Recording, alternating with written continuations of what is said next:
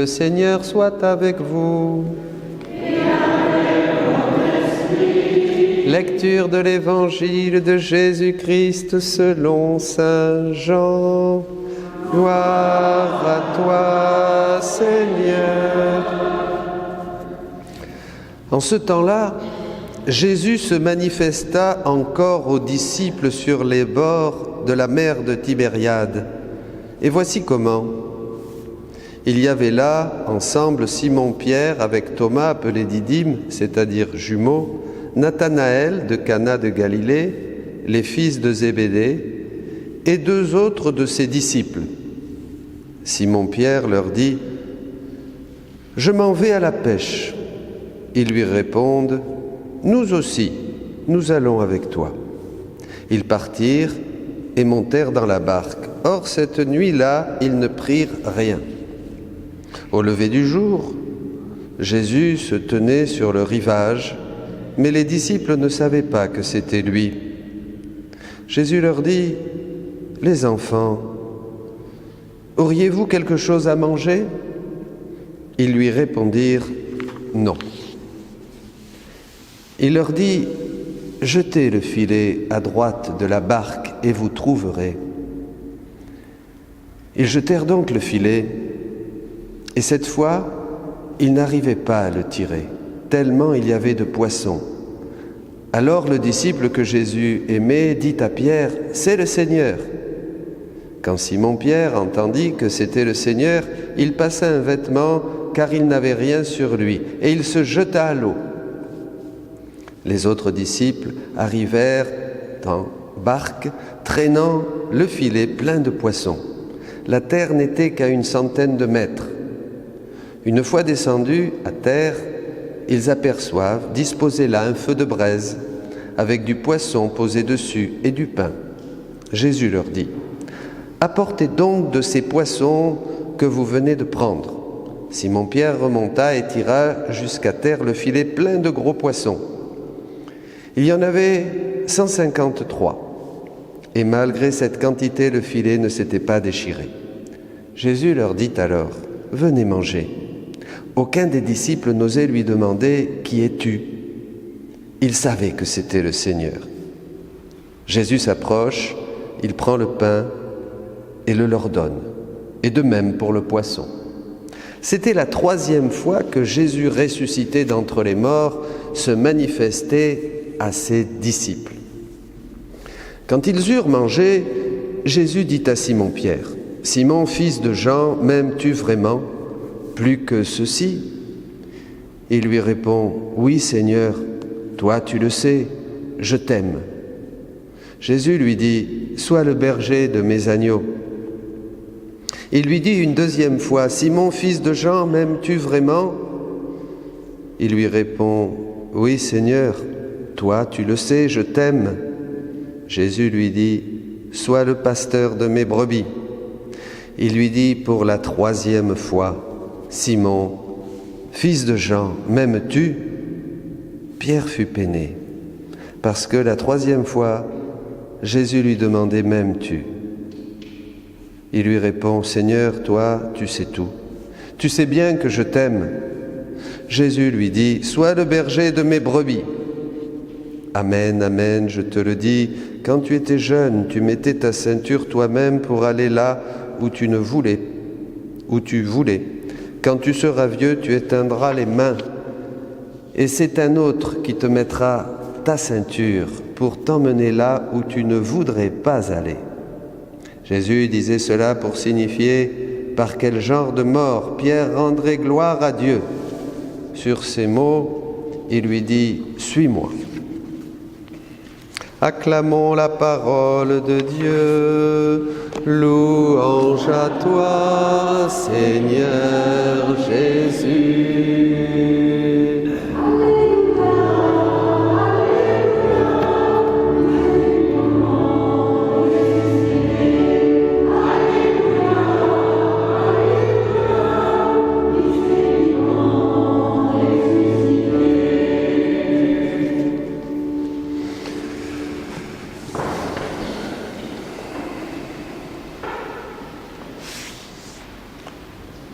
Un Un évangile extraordinaire, plein de richesses, plein de détails, plein de tendresse.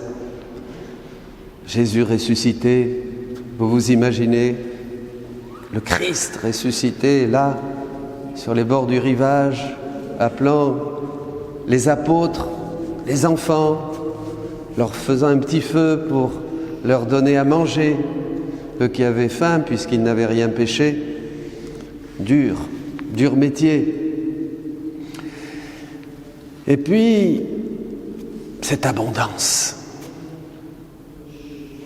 cette pêche miraculeuse. Ils ont obéi. Ils ont jeté le filet à droite.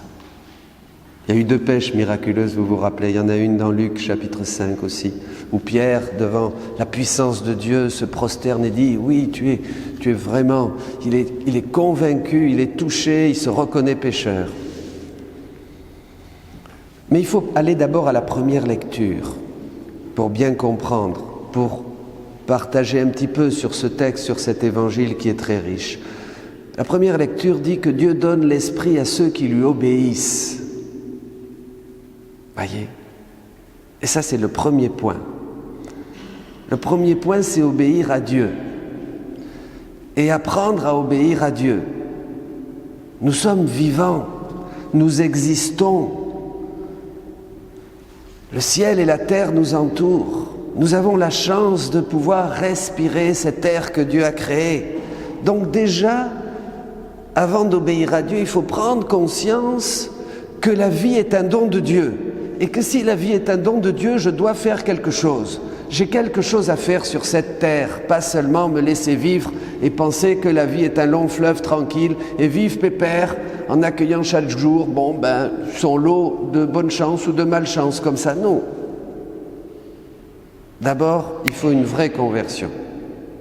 Une vraie conversion qui me fait prendre conscience que je suis ici pour un certain temps, pour quelque chose, et que je n'ai que cette opportunité pour vraiment remplir ma mission de chrétien.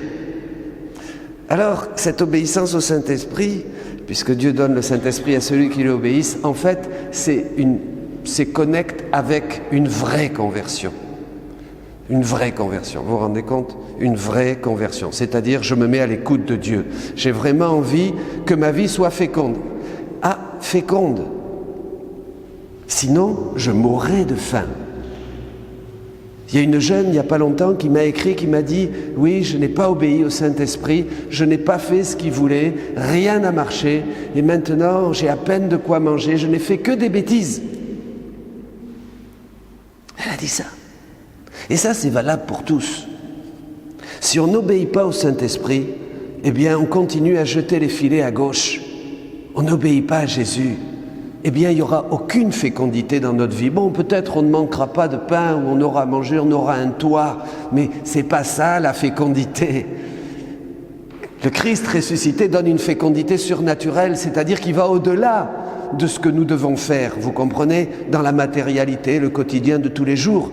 Il faut que ce quotidien soit comme ces choses très simples. Venez les enfants, manger, soit irradié, illuminé par la puissance du Christ ressuscité. Et alors là, tout ce que je fais, que ce soit balayer la maison, que ce soit sourire à quelqu'un, que ce soit travailler, faire des comptes, ou que ce soit n'importe quoi, tout a une fécondité. Tout est plein de Dieu. Donc voyez, une vraie conversion. Et donc je veux toucher un premier point, ça c'est le serviteur obéissant. Quand on devient serviteur obéissant, c'est-à-dire que par la prière et l'écoute de la parole de Dieu, vous vous rappelez Matthieu 1 qui dit bien au chapitre 11 que celui qui écoute ma parole et la met en pratique, celui-là vraiment construit sa vie sur le roc. Et sa maison tiendra, sa vie, sa maison tiendra. Celui qui n'écoute pas ma parole et ne la met pas en pratique, eh bien, un jour viendra la ruine. Peut-être ça sera au moment de la mort. Il s'apercevra, comme dit la Bible, le sot, au moment de mourir, dit « je me suis trompé ». Et voilà, on a foutu sa vie en l'air. Il y en a beaucoup qui foutent leur vie en l'air, vous savez. C'est triste, ça fait de la peine. Parce qu'on est appelé à beaucoup plus. Sinon, le Christ ne serait pas ressuscité. On est appelé à de grandes choses. Donc le serviteur obéissant, c'est celui qui est connecté avec Dieu. Et c'est le premier point. Regardez-nous aujourd'hui, on est tout le temps connecté avec notre smartphone, avec notre téléphone. On est là, on s'envoie des messages. Entre époux, ça va? À quelle heure tu rentres? Qu'est-ce que tu fais? Bon, je fais ça. Non, je vais passer chercher les enfants. Entre deux amis, les fiancés qui s'aiment, ils s'envoient des mots d'amour, des petits cœurs, des machins, des petites têtes et tout ça. Vous savez, il y a plein de ces choses-là, c'est rigolo. Hein? C'est pour agrémenter notre relation, justement, entre hommes et femmes, entre amis, entre copains. On fait partie d'un club, on fait même partie... Eh bien, c'est pareil avec le bon Dieu. Il faut être connecté. Ça te fait plaisir? Tu veux ça? Tiens, maintenant je vais faire ça. Maintenant je vais faire ceci. Est-ce que tu veux ça, Seigneur? Est-ce que je peux t'offrir ça? Je vais aller prier. Je vais te remercier. Je vais te dire des mots d'amour. Vous voyez? Il faut être connecté. Ça, c'est très important. Sinon, on ne peut pas devenir serviteur, obéissant. Et donc, notre vie, peut-être vous aurez du fric. Peut-être vous ferez de belles choses au niveau humain. Je regardais un commentaire sur les grands empereurs qui ont été autour de 14-18 de la Première Guerre mondiale. Magnifique, toutes ces pompes, toutes ces grandes décisions, mais en fait c'est un désastre aussi. Ils se tuent, il y a des assassinats, il y a de l'argent, de la corruption, enfin c'est moche comme tout finalement.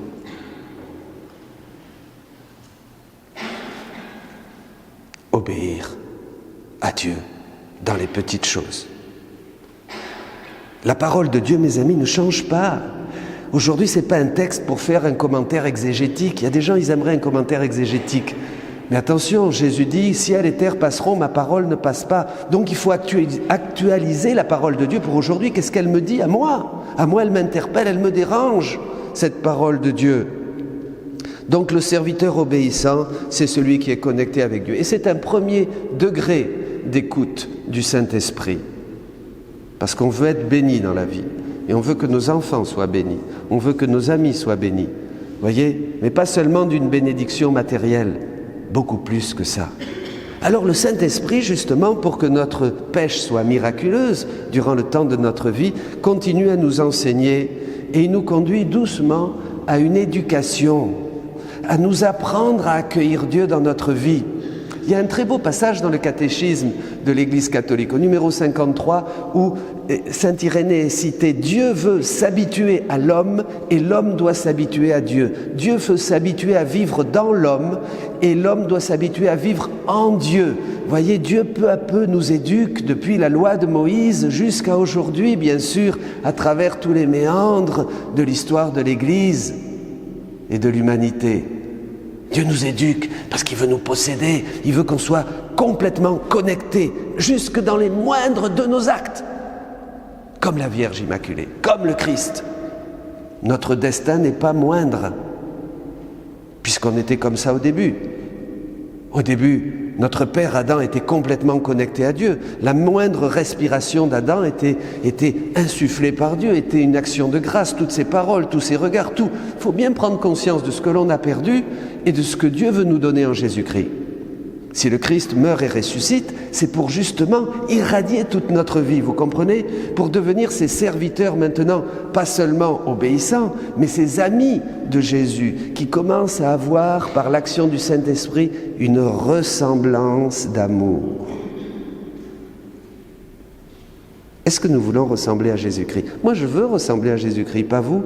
Nous sommes tous des Jésus en puissance. Nous sommes tous appelés sur cette terre à ressembler à Jésus-Christ. Au ciel, il n'y aura que Jésus-Christ. On sera tous nous-mêmes. Il n'y aura aucune dépersonnalisation, bien sûr. Chacun s'appellera Paul, François, Michel, Francine, Josiane et les autres. Mais on sera tous transformés en Jésus. Vous comprenez? C'est beau. Mais oui, ça ne peut être que très très beau, tout ce que fait Dieu, bien sûr. Seulement, ouvrons les yeux à cette beauté, ouvrons les yeux à cette grandeur de notre vocation que tous les autres, peut-être autour de nous, n'ont pas encore découverte. Quel don d'être chrétien. Je ferme la parenthèse. Donc, serviteur ressemblant.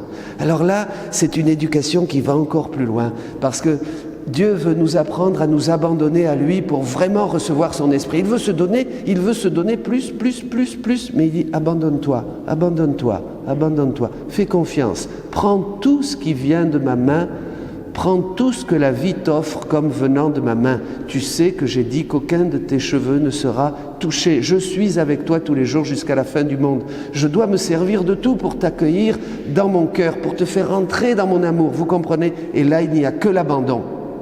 C'est plus seulement une obéissance à la parole, comme un bon serviteur fidèle, dira Jésus. Là, c'est un abandon total entre les mains de Dieu pour recevoir la ressemblance du Christ. Vous voyez, l'Esprit Saint, ce qu'il fait, c'est ça, peu à peu, peu à peu, peu à peu. Il nous éduque parce qu'il nous veut comme lui, comme Jésus, comme Marie. C'est très beau. Et alors là, qu'est-ce qui se passe?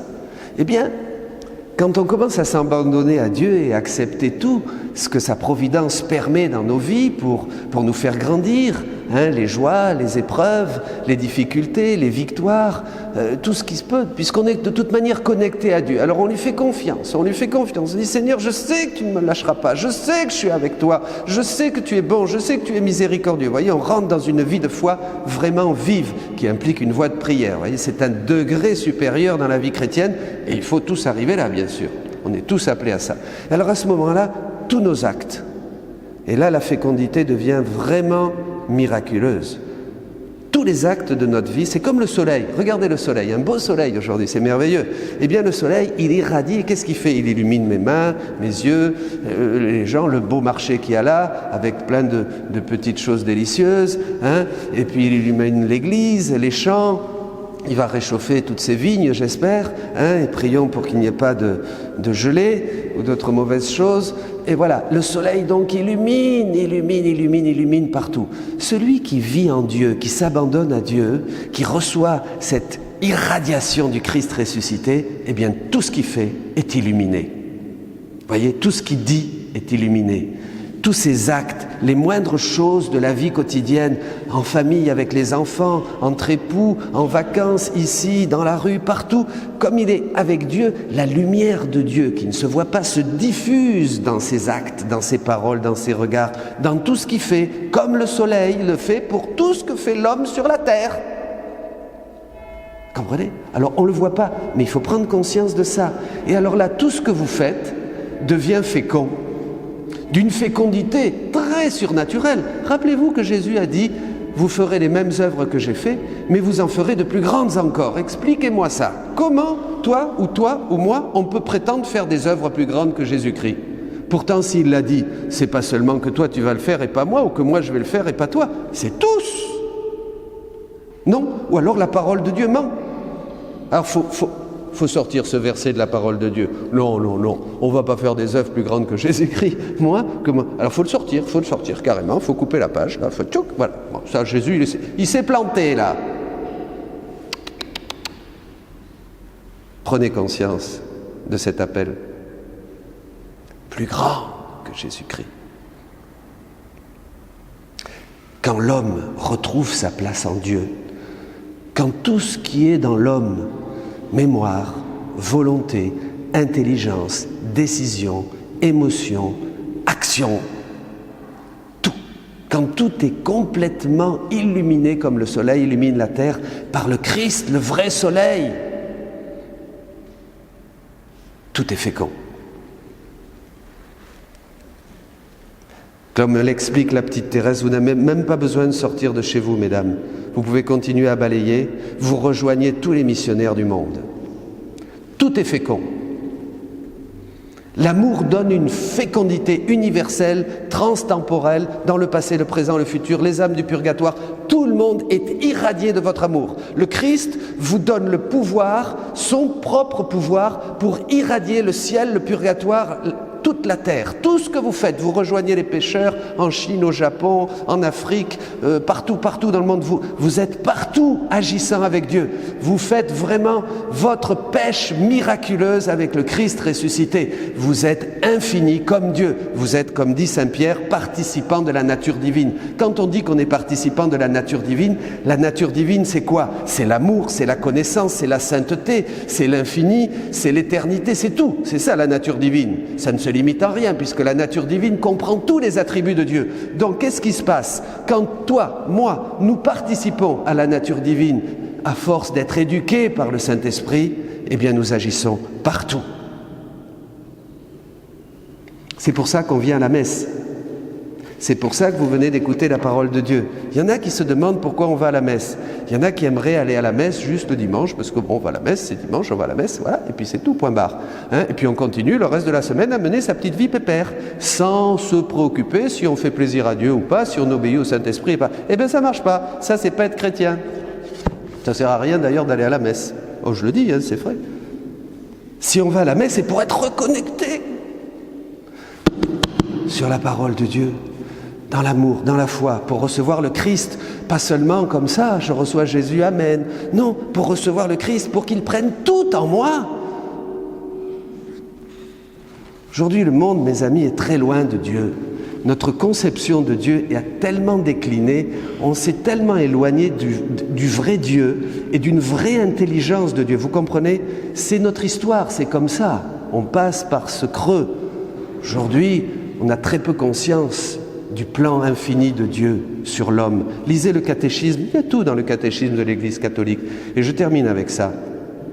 Justement, dans le catéchisme, il est dit que le Christ a fait tous ces mystères, nous invite à vivre ces mystères, nous en lui et lui en nous, qu'on doit revivre tous les mystères de Jésus. Lui doit les vivre en nous et nous devons les vivre en lui. Alors, que lui vive ces mystères en nous, bon, ça encore on le comprend. Mais comment moi je peux vivre les mystères de Jésus en lui? Puisque c'est fini. Il y a 2000 ans que ça s'est passé, cette histoire de la pêche miraculeuse. Comment maintenant donc je peux vivre les mystères du Christ en lui? Dit le catéchisme. C'est-à-dire que ça n'a pas passé. La parole est toujours vivante et actuelle. Nous vivons aujourd'hui dans l'éternité si nous vivons vraiment avec Dieu. Nous refaisons la vie de Dieu, la vie du Christ ici sur terre. Nous sommes féconds, nous nous multiplions, nous donnons l'amour partout. Le chrétien, quand il est vraiment ressuscité avec le Christ, c'est une bombe d'amour, de grâce, de lumière pour tous les hommes. Si nous avions conscience de notre vocation. Je demande souvent pardon à Jésus de ne pas en avoir assez conscience quand je célèbre la messe. Je lui dis, rappelle-le-moi, rappelle-le-moi, rappelle-le-moi. Mes amis, le Christ est ressuscité. Vivez de la vie du Christ ressuscité et vous serez missionnaires partout dans le monde. Partout, partout, partout. Amen.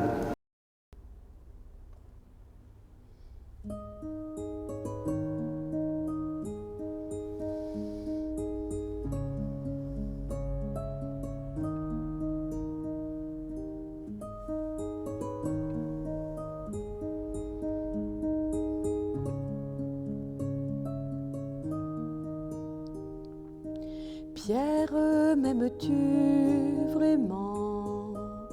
M'aimes-tu plus que ceci? Pierre, m'aimes-tu vraiment? M'aimes-tu plus que ceci?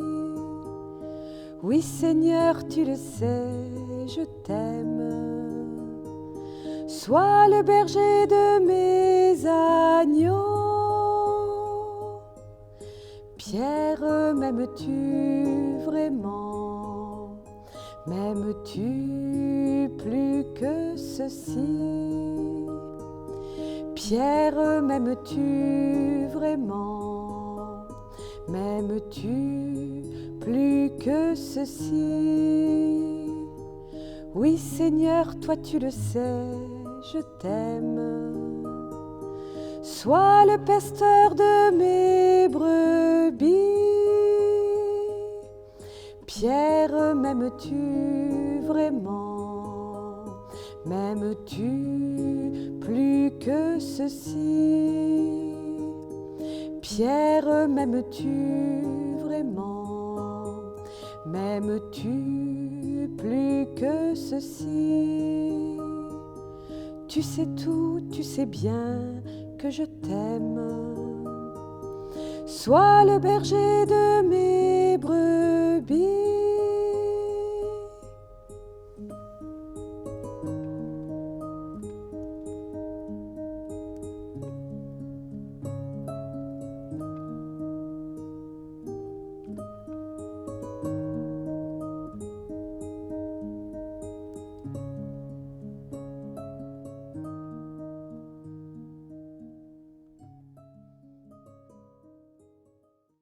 Je vous envoie comme des brebis au milieu des loups.